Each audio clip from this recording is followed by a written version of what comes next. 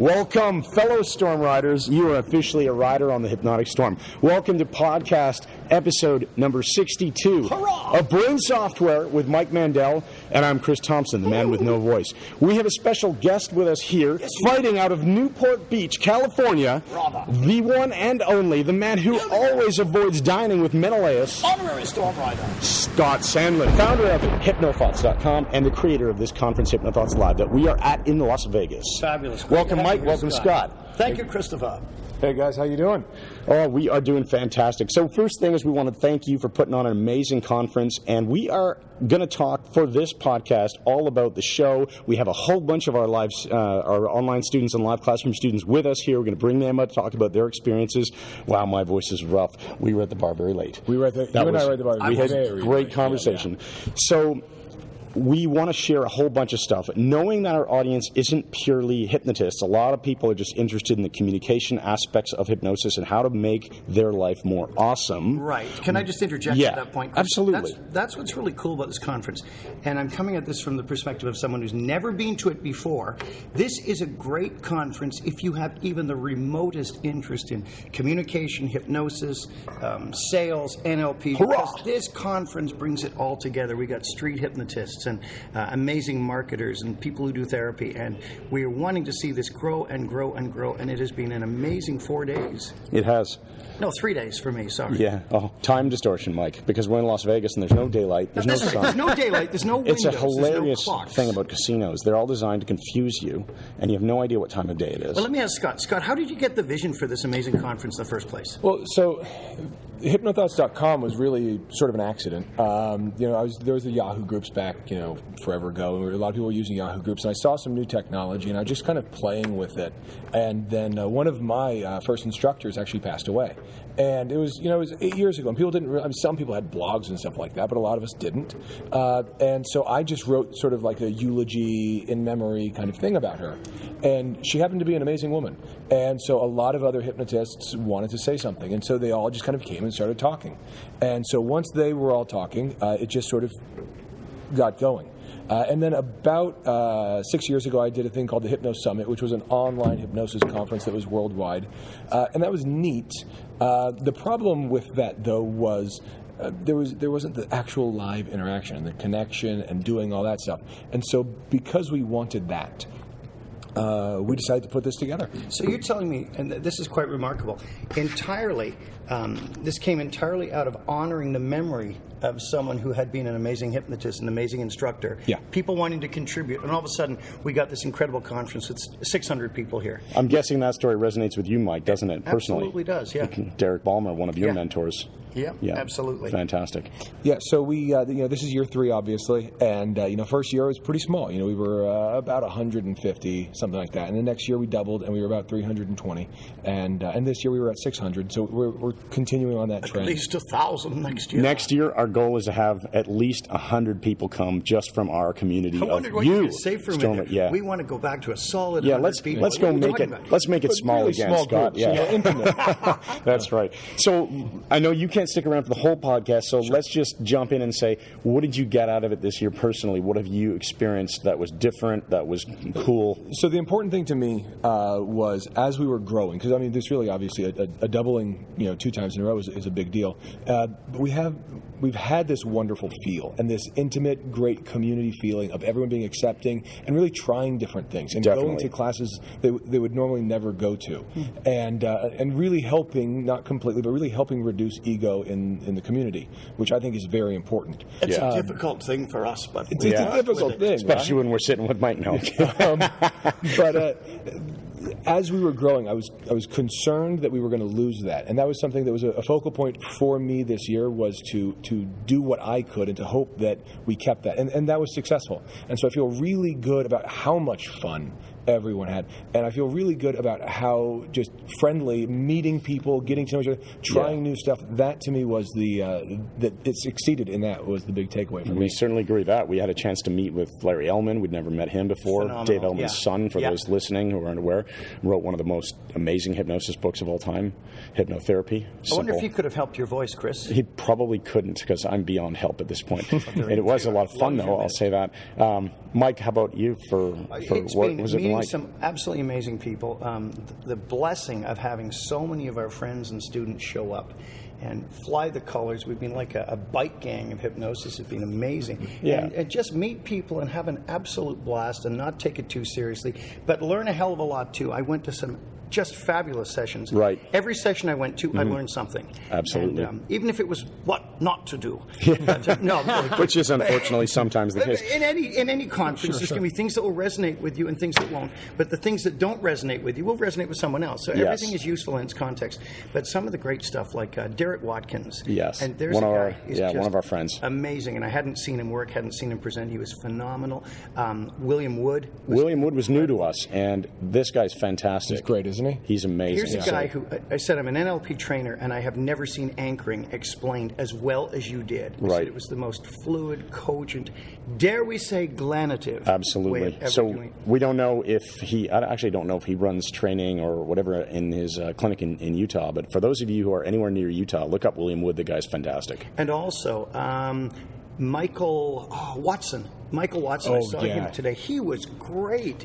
He worked with, the Andreases and a lot of their materials like core transformation, and he taught a methodology of getting from a pressing problem, finding out the behaviors behind it, the core issues, and then the kinesthetic states. And then when you got it, instead of staying there, he puts the person in what they want eventually, whether it's, empowerment or love or whatever the feeling is. So they've got it now. And then he runs back up the list. I will teach you this later, and you're going to love it. Yeah, It's I wasn't in on that amazing, session. Incredibly powerful stuff. Michael Watson is one of my favorite people to just watch talk about NLP. Absolutely. I mean, he's got a very approachable nature to him, and he knows everything. Yeah. He's just fun to be around. So, And he used to be a Benedictine priest, Yes, he which did. is incredible. Yeah, he's great. Excellent. All right, thanks very much, Scott. That was fantastic to Scott. have you. It was amazing. And we really want to suggest that anyone who has an interest in communication and hypnosis and NLP, come to Hypnothoughts 2016. We will be here, and you get to hang out and have fun with everyone. Yeah. So let's jump around now, and let's do a bit of a roundtable discussion. We've got so many people here with us sitting at the table. We've got Dan, we've got Sal, we've got, of course, Rick. Why is my tongue twisted here? We've got Nadine, we got Lisa, we got Richard, we got Bob, we got Ryan, and of course, Mike and Chris, the Jeff and Chris show. The Chris and Jeff show. Not your show. Okay, that's a reference to whatever. He hasn't been drinking. Okay, so Chris, not lately. go ahead, set us up. Yeah, so let's bring Dan on. And Dan, how about you tell us, what did you get out of the show?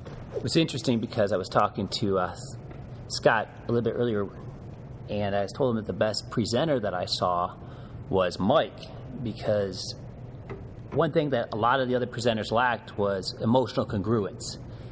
And then when I saw his Mandel triangle with, confidence, congruence, and intent, it kind of wrote out or demonstrated the things that I've been thinking about in my practice.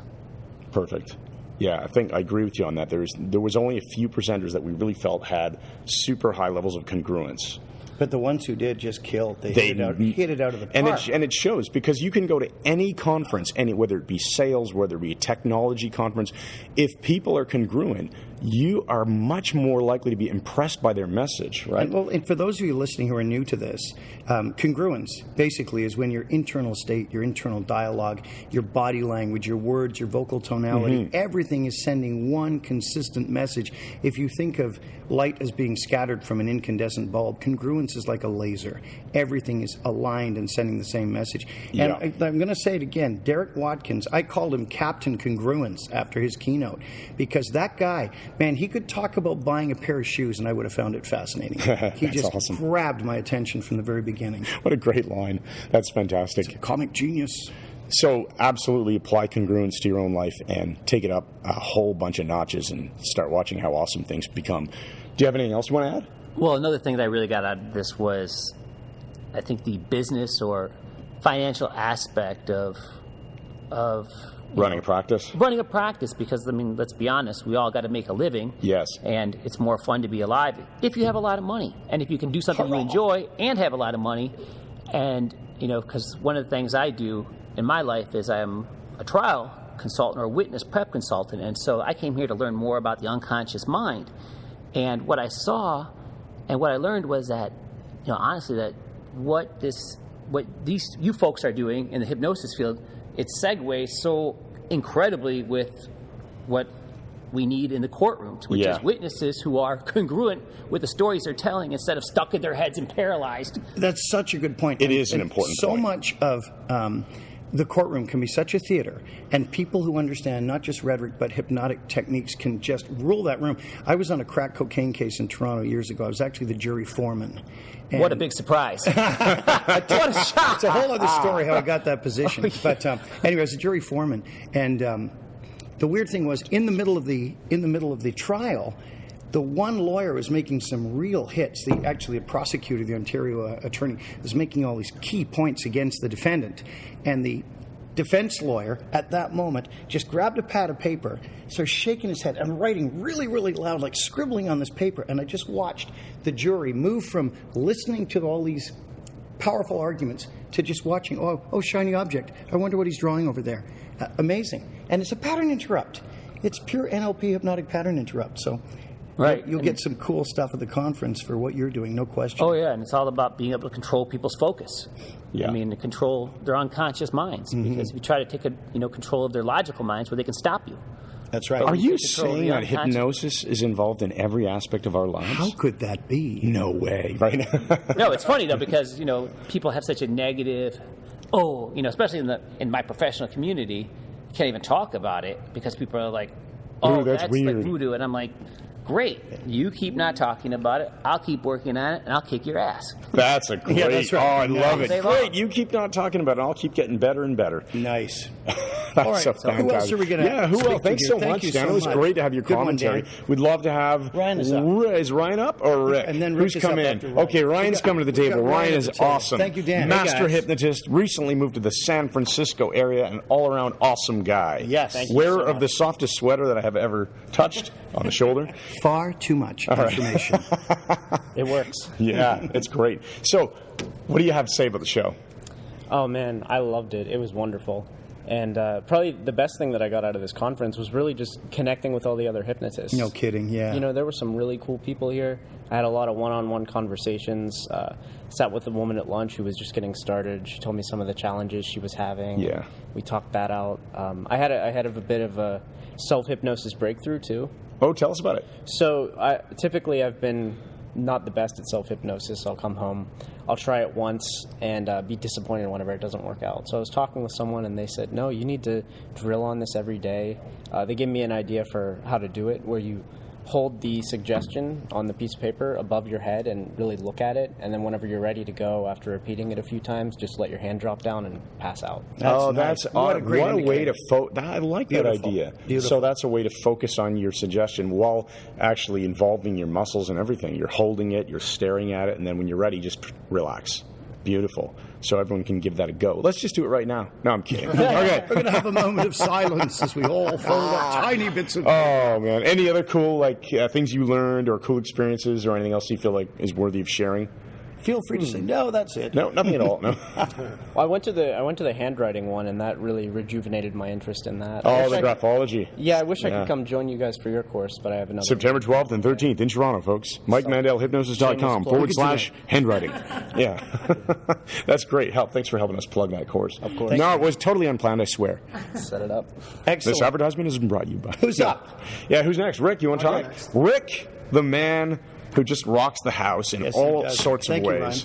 Yeah. What do you want to tell us about today? So what it was for me is the variety of things that you could go to, and there's interests you didn't even know you had. Like, I didn't realize how interested I was in like metaphors, and there was a guy named James Hazelbrigg, and he just brought it to a level, that was awesome, in a similar fashion that Mike does, and it was like, wow, these two guys are very, very close to being the same kind of thought process, and it was really great. But the biggest thing for me is actually just to come and hang out with everybody, and to talk to people offline, and just have that camaraderie that you don't get all the time. Yeah, that's great. You meet some wonderful people here. Yeah, we met James for the first time as well, and he might possibly be one of the smartest guys here. Very smart. Oh, yeah. You can see his... I suspect he's an Enneagram 5, but he is really, really clever. We're talking about multiple embedded loops, and he said they appear in the fugues of Bach. And I thought, right, because Classical you have an music. exposition phase, you have a development phase, a modulating bridge, and a recapitulation. But he said in the fugues of Bach, one of the voices is not closed at the end and completed, leading an open cadence. Those of you music buffs know exactly how brilliant it was, what I just said. Now, I missed his session, but who was it who told me that he credited Mike? I was just going to say that. Yeah, when we He were gave talking Mike a to shout him, out about you his tell him, loops. yeah.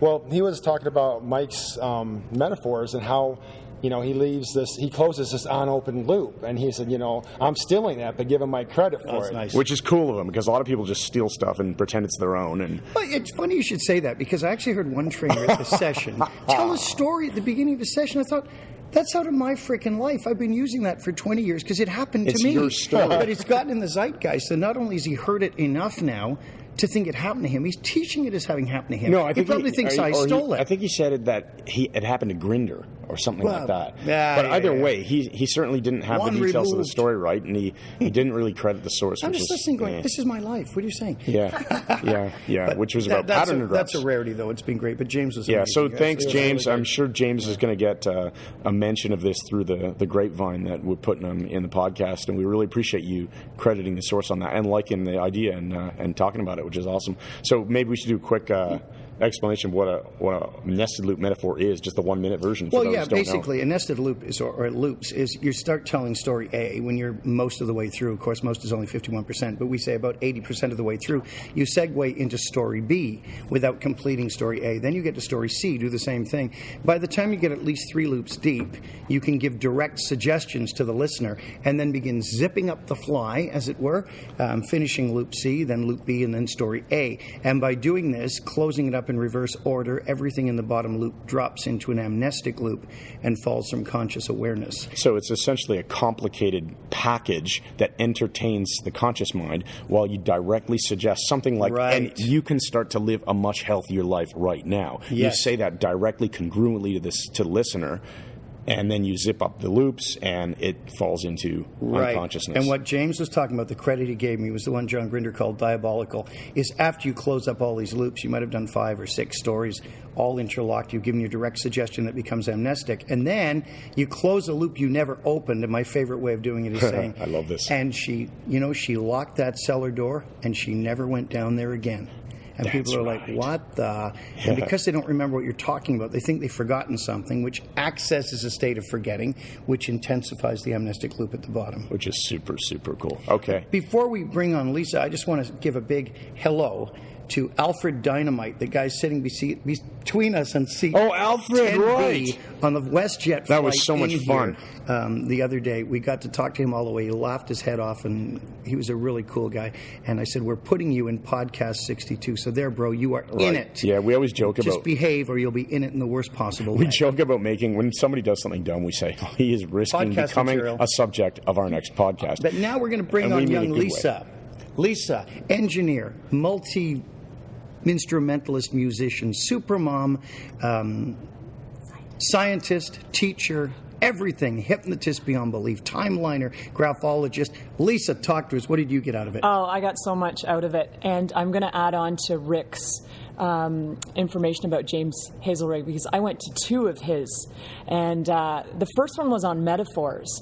And the coolest phrase came out in his, which was domesticated metaphors. Wow. As though there's something that we kind of carry with us all the time. You know, Yeah. you just call up on this domesticated metaphor. And then he was teaching us to hunt the wild metaphor. So things to look at in your life that you can make a metaphor of. That's fabulous. So metaphor design, essentially. Yeah, so have a little black bag full of some great metaphors that we use all the time. I know I use your train one constantly Right. about leaving baggage on the platform. Yeah. And I have a special car one that I like to use that's a rear view mirror kind of thing if people are stuck in the past. But to have those is great, but to actually be able to hunt the wild metaphors, I thought was a fantastic idea.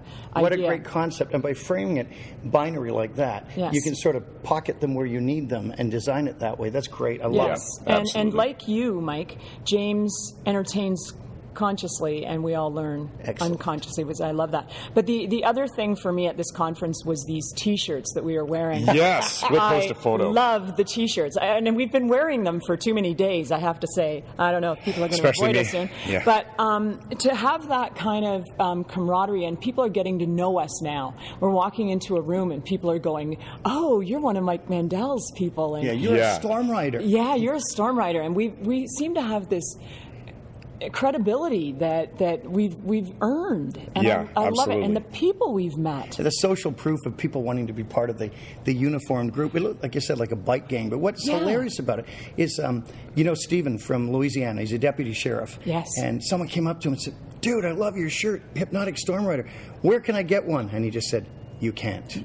That's right. Ultimate unavailability. Nice. Speaking of the shirts and us wearing them, this podcast is accepting sponsorships in case you happen to run a deodorant company or anything like that. No. That's correct.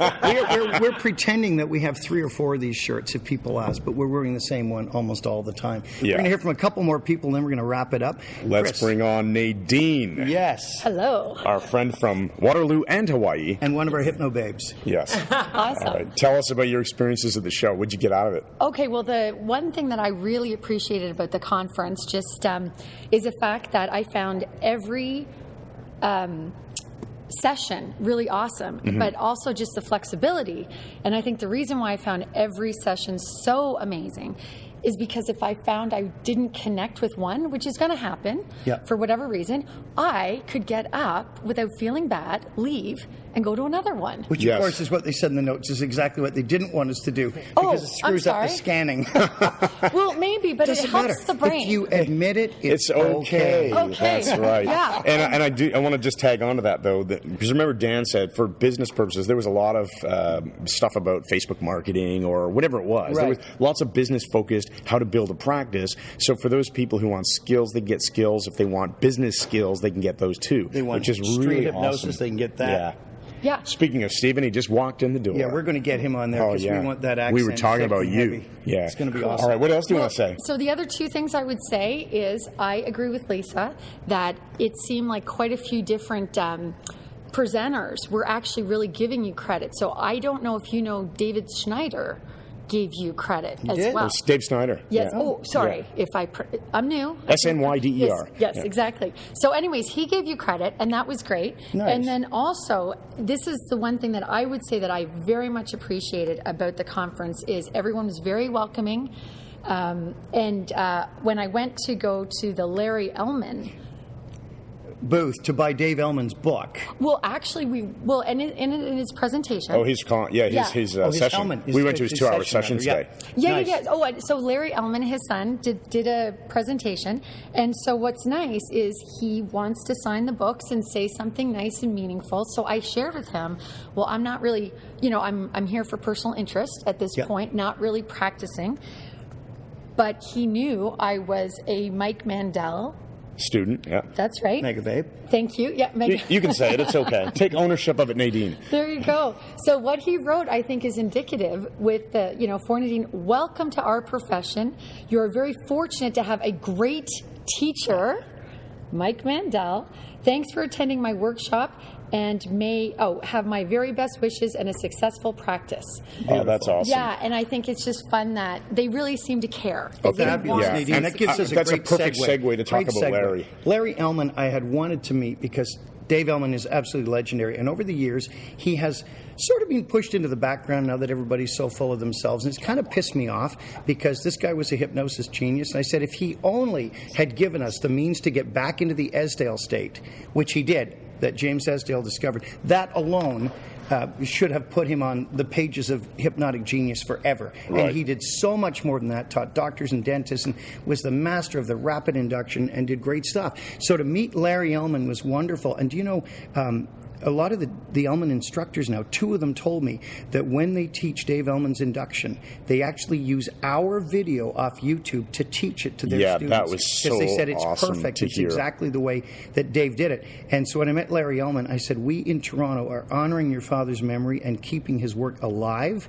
and not letting it fall away. He shook my hands and thanked me, and he had tears in his eyes. Like he really took it. A wonderful man. Listen, I found it great. His father wrote one book, and it is an absolute gold mine. Buy Hypnotherapy, Dave Ellman, Gil Boyne, another man I greatly respect who's gone now. He wrote the introduction. That is a piece of gold, a brick of gold. If you do order it from their website, which I think is the Dave Ellman Institute, so you can just Google it and find them, and send them an email and tell them that we sent you there to buy their book. Now, we also have in the mobile studio now the Louisianan version of Dennis Bryce Morgan. We have Stephen. Stephen, talk to us, man. Here Deputy Sheriff. All right, lean What in have you and gotten share out of some it? insights. I've had a fantastic time. I was several of the presenters that I've listened to were just top notch. I tried to get out of my comfort zone with some of the places I attended. Went to some business areas, which is not really my thing and what I do. Went to some therapy type stuff, all the way back to just odd things. Odd things. Yeah, odd things. But, Leave everyone hanging on that. Why don't we? I'm going to.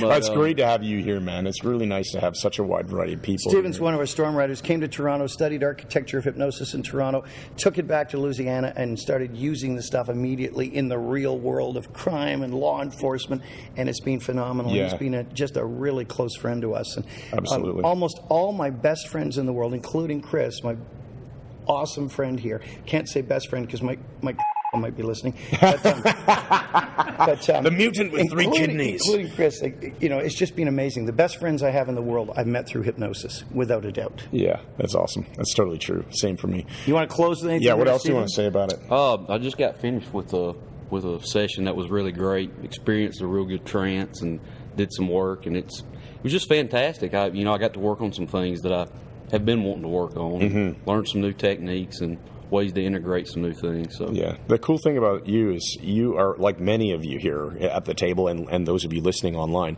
He started by listening to the podcast, Stephen, right? You listened to the podcast, thought this is freaking awesome. I want to learn this stuff. First podcast you ever heard was Brain Software. Exactly, very first one. Amazing, excellent, man. All right. And you're still with us and still having a blast. Yes. All right, who's up next? We have now the awesome Richard at the table in the hot seat. What do you want to say? Well, this is my third year at Hypnothoughts Live. I've been here from the very beginning, and it's grown every year, but this is by far the best I've ever seen it, not only for the trainers and the quality of the presentation, but because of you guys. I've been an online academy student from the very beginning. You're one of the very first. And so I've heard everyone, met through the whole club, but now I actually had a chance to meet you guys and be a part of you, and it's just absolutely amazing. So not only were the classes amazing, but the after time, just the conversation, the camaraderie, the friendship of all of you, so welcoming. So if anybody out there is listening, these are the guys to be out there with. Awesome. My goal now is to go to Toronto. I cannot not do that. So when the next one is coming up, I think the November May one's 2016. Yeah. So it's absolutely amazing. I have to say, Mike transferred me out into training this afternoon. Caught me totally off guard. That was weird, to say the least, but absolutely fun. And after the thing, he came up to him and he said, "How's your shoulder feeling?" And I said, "Okay." And he says, "But it was bothering you. I've had real problems with that. I still don't know how you did that. It's freaking magic, and you're a magician, and all you guys are just awesome." So we need to roll up your sleeves, man. You're a musician. The best part of Hypnothoughts. I said you're a musician too. A musician. We're all practicing magic. New music and jujitsu. Right. Oh man. The best part has been with you guys. Awesome. Now we need to talk about that shoulder thing, because I didn't pick up on it. I was at the back of the room and I was helping organize people, and you threw a triple bind induction on Richard. Richard was sitting in the audience. Yeah, and you picked up on the fact that he was experiencing shoulder pain through calibration. With the triple bind, you have two bubbles. Your field and the other person's. With intention, they pop into one bubble, and when that happens, and he doesn't mean woo-woo bubble. He means metaphor. Right, but when that happens, something occurs where you really are connected to the person. And I got a sense that your right shoulder was very painful and probably damaged for a very long time. Mm-hmm. And so I gave you suggestions just for generally feeling better and improving, and let your unconscious direct it to that. But you had never told me anything about your shoulder. Absolutely or not been rubbing it or anything. Nothing. And so in the hall, when I went up to you and asked face. you, "How's your shoulder?" You said, "It's fine now." And I pointed to the one. I said, "It's this one, isn't it?" You went, "Yeah. I normally have pain from here to here, but it's gone." But that's through calibration. I was telling Ryan and the others. Everybody has that ability. It's just through practice your calibration becomes finer and finer, and it's unconscious. If you try to do it consciously, you'll you'll probably screw up. But you trust your unconscious, and it'll work anyway. Absolutely amazing. And it's been great to have you here. So you're going to hang out with us tonight, right? Absolutely. Thanks. All right. Thanks, Richard. That's really fantastic to have you all here. Also have young Harris. Now we have here Harris. From Arizona. Also an engineer. Also an engineer and a professor. Harris, what have you gotten from Hypnothoughts 2015? I got to hang out with you guys. Got to hang out with Oh, us. that's awesome, yeah. And I'm officially a Mike Mandel boy, according to Larry Ellman. You're a Mike Mandel boy? You're a Mike Mandel boy. That's awesome. That's an unusual Larry term. Ellman's fantastic. I really like that guy. Yeah. So it was a great place, great presentations. I really like David Snyder's presentations. Yeah. His deception presentation was awesome. If you have seen Lie to Me, the show. The TV show, yeah. Yes, it will resonate with you. So he was kind of teaching, David Snyder was teaching on how to detect deception. Yes. That's really cool. And also this afternoon I was at this session about grief and NLP. This guy, Kevin Cole. Kevin Cole, yeah. He led us all to through self-loving and forgiving protocol he has. He adapted from somebody else. I don't remember the name of the original source. Is it a forgiveness protocol? Yes. So, yeah. And he adapted for somebody else. I don't remember the name. Everybody in the room was very touched by it, and then he worked with a woman that she had some issue about her husband, and the whole room goes up to tears by the end. Oh, that's fantastic. Nice. That's really nice to Isn't hear. it great when you hear these amazing trainers working with people live, not afraid to work in front of the group and make the shifts? It's one thing to talk about this stuff and keep it all theoretical, but when they're working with people and giving them change work right in front of the group, I think that's absolutely amazing. That's awesome. And I really want to thank you, Harris, and Thanks, everyone Harris. else here at the table for coming and sharing your experiences at the show. We had a great time, and hopefully that was some interesting and different content for those of you listening. So that has been podcast number 62, Brain Live Software from Las Vegas. with Mike Mandel, and I'm Chris Thompson. That's a Thompson. It's great being here, and I want to thank all our storm riders. There is a hypnotic storm raging worldwide, sweeping away poor technique, lousy training, ineffective teaching, piles of scripts and flashcards. How do we know? Because we caused it. So either ride the storm with us or get swept away by it. That's right.